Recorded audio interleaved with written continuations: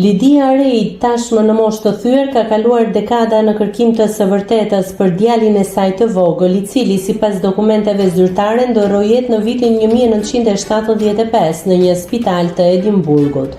Por ajo që ka zbuluar kohët e fundit ka tronditur jo vetëm jetën e saj, por edhe opinionin publik në Skoci. Pas 42 vitesh dhimbje, mosbesim dhe përpjekjesh të pafundme, Lidia vendosi të hap varrin e të birit në një akt të guximshëm për të mësuar të vërtetën. Kur arkivoli u hap, në vend që të gjente eshtrat e djalit të saj, u përball me një zbrasti rrëngjetse. Brenda tij nuk ndodhej asnjë trup, ishte bosh. Djali i saj që ajo kishte vajtuar dhe besuar se prej në paqe, nuk ishte kurrë aty. Historia merr një kthese edhe më të errët kur Lidia kujton momentin e vitit 1975, kur ndodhej në spital të Edimburgut.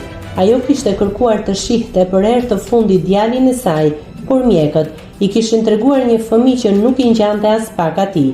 Kur ajo shpreu dyshimet se ai nuk ishte djali i saj, personeli mjekësor ja hodhi faj një depresioni pas lindjes, duke nënkuptuar se ajo nuk ishte në gjendje të arsyeton të qartë.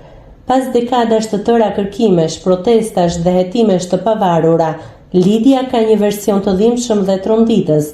Ajo beson se trupi i të birit nuk është varrosur kurrë sepse organet e tij janë marrë dhe përdorur pa pëlqimin e saj. Në fund të kësaj historie ka një shpjegim logjik që askush nuk do ta dëgjojë.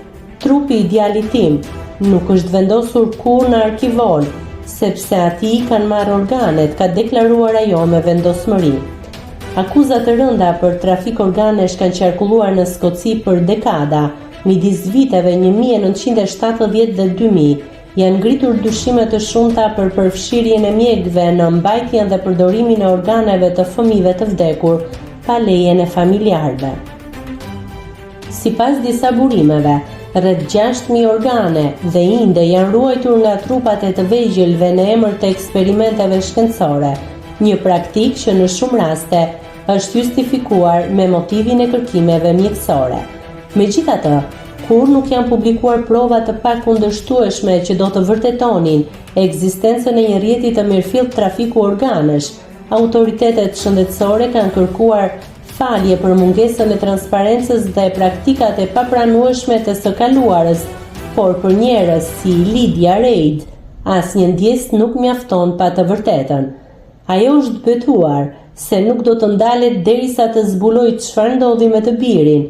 Për Lidian kjo nuk është thjesht një betejë personale, por një thirrje për drejtësi ndaj çdo prindi që ka humbur një fëmijë dhe ka dyshuar se e vërteta është fshehur pas një perdeje të errët mjekësore. Nëse klikoni mbi butonin subscribe, do t'ju shfaqen të gjitha publikimet tona. Ju ftoj t'i bëni subscribe kanalit, të pëlqeni videot dhe të lini komentin tuaj.